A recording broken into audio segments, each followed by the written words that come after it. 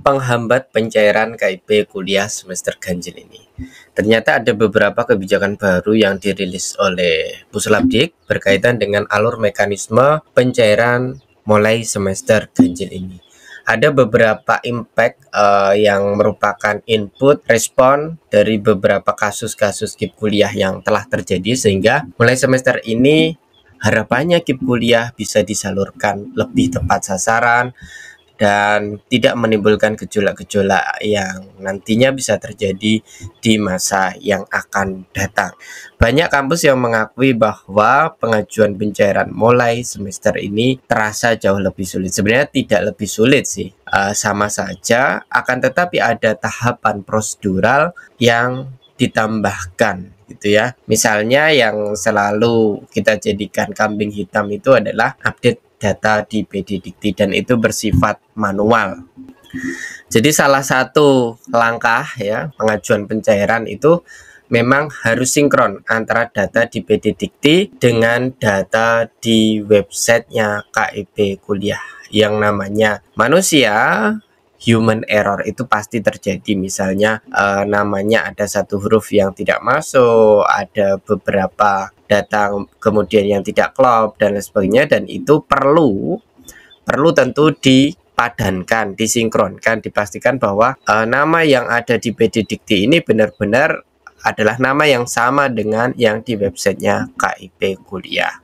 Beberapa catatan sebenarnya merujuk pada kenapa harus sinkronisasi dengan PD Dikti, karena ada penerima-penerima KIP kuliah fiktif dari jalur AS titik-titik yang itu mahasiswanya tidak kuliah, diajukan, uangnya cair, tapi carinya entah kemana. Ketika di cross check ke nama yang bersangkutan, di tracing, ternyata nama yang bersangkutan tidak merasa kuliah, tidak merasa pernah mendapatkan bantuan beasiswa KIP kuliah. Jadi ada permainan semacam itu yang mau tidak mau semuanya terdampak, sehingga untuk pencairan KIP kuliah wajib sinkronisasi data di PD Dikti, di mana kewajibannya adalah statusnya harus update di semester ini, artinya input data KRS-an, kemudian juga IPK di semester sebelumnya harusnya dilengkapi, karena banyak yang tidak ikut melengkapi IPK, ada IPK yang bolong, ada IPK yang salah, dan itu wajib disinkronkan, harusnya diperbaiki. Dan teman-teman ketika menemui IPK kalian, update IP per semesternya ternyata tidak cocok dengan IP yang kalian dapatkan sebenarnya, maka silahkan hubungi bagian yang mengupdate PD Dikti, operator PD Dikti di prodi kalian, karena biasanya ya tentu kesalahan manusia itu bisa terjadi, tetapi itu sebagai laporan data IPK kalian ke Puslapdik, Kementerian Pendidikan dan Kebudayaan. Jangan sampai IPK kalian bagus kemudian dilaporkan IPK-nya hanya kecil, itu kan tentu kalian yang dirugikan. Jadi update IPK ini juga harus benar-benar valid, dan ketika tidak benar silahkan minta koreksi ke bagian operator PD Dikti di kampus kalian masing-masing. Di samping PD Dikti yang kalau kampusnya besar tentu ini merepotkan sekali, fakultas A selesai, fakultas B bisa belum selesai, prodi A selesai, prodi B belum selesai, bahkan beberapa tangkapan layar di screenshot menyampaikan kampus kami 5.000 yang baru bisa kita proses selesai itu sekitar 1.000 lebih sedikit gitu. Itu ada, dan itu harus dimaklumi karena ini bagian dari konsekuensi kebijakan baru. Nah, ada juga, jadi selain sinkronisasi PD Dikti, yang menjadi penghambat kedua ialah gara-gara website KIP kuliah kena hack, gara-gara PDNS kena hack. Ketika kena hack, maka kampus wajib memastikan nomor rekening yang ada di akun kalian itu benar-benar clear, benar, masih aktif. Memastikan satu-satu ini butuh waktu ya, berulang kali. Kalau kampusnya besar, memastikan nomor rekening ini kan ya juga manual juga, makanya harus benar-benar hati-hati, apalagi berbicara dengan nomor rekening. Ini kan ketika salah ketik satu angka ya nggak cair gitu, masuknya nggak ke rekening kalian, dan itu kan merugikan tidak hanya kampus tetapi juga kalian kan gitu. Makanya suatu urusan itu harus diemban oleh mereka-mereka yang kompeten, jangan kemudian diberikan kepada mereka yang sangat kompeten. Jadinya kan websitenya error, KIP kuliah kena dampak, pencairan mundur. Ya alhamdulillah ini menjadi pelajaran bagi kita semua bahwa kita semakin bisa lebih sabar menyikapi segalanya gitu ya.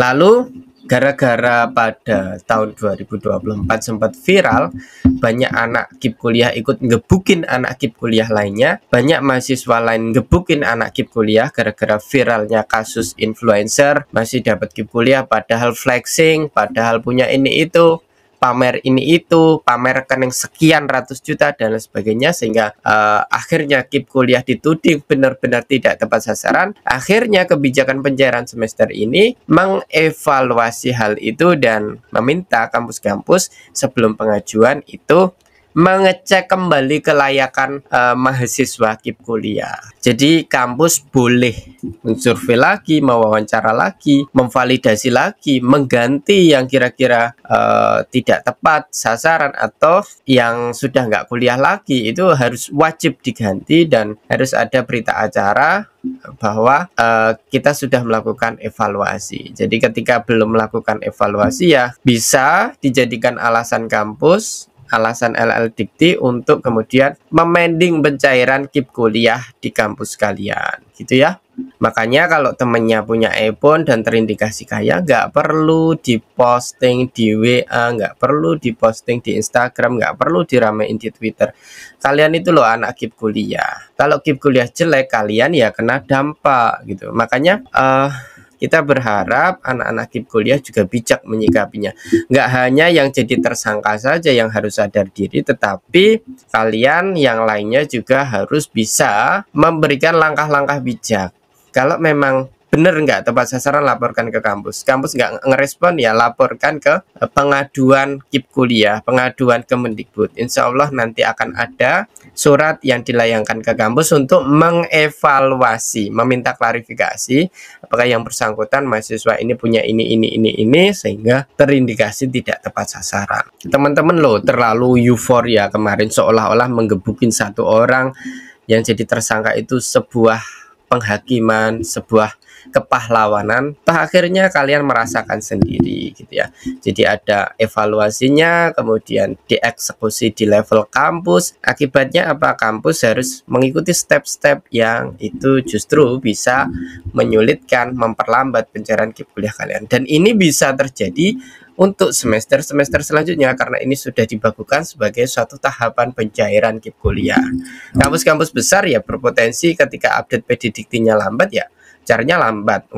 Kuota misalnya angkatan 23 sampai dengan 22, 23, 22, 21 misalnya sampai 5.000 mahasiswa ya satu-satu manual memakan waktu bisa sebulan untuk update data itu. Misalnya update data baru mulai September ya kemungkinan cair KIP kuliah kalian Oktober kan seperti itu.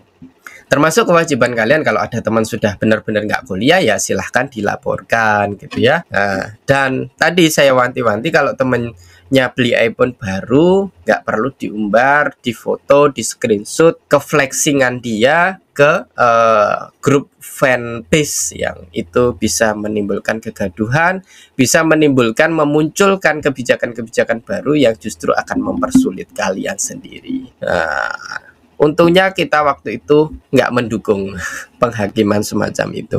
Nah, ketika tahapan-tahapan tadi sinkron PD Dikti, kemudian rekeningnya sudah dicek clear, kemudian sudah dievaluasi kembali bahwa layak, baru disusun SK KIP kuliah dan surat pertanggungjawaban dari rektor untuk pencairan. Setelah itu Puslapdik akan melakukan tahapan pencairan sesuai dengan antrian. Kalau sudah di Puslapdik ini cepat teman-teman. Yang agak lambat ya ini kampus cari ini kok IPK-nya 0 masih kuliah atau enggak, ikut MBKM atau enggak gitu ya. Ya, jadi itu yang perlu dievaluasi. Makanya yang ikut MBKM ya lapor, jangan diem-diem aja gitu ya. Itu ya teman-teman sebagai catatan berkaitan dengan apa faktor yang menghambat pengajuan pencairan pada semester ini. Semoga catatan ini bisa membuat kalian semakin sadar dan insaf pada kemaksiatan kecil.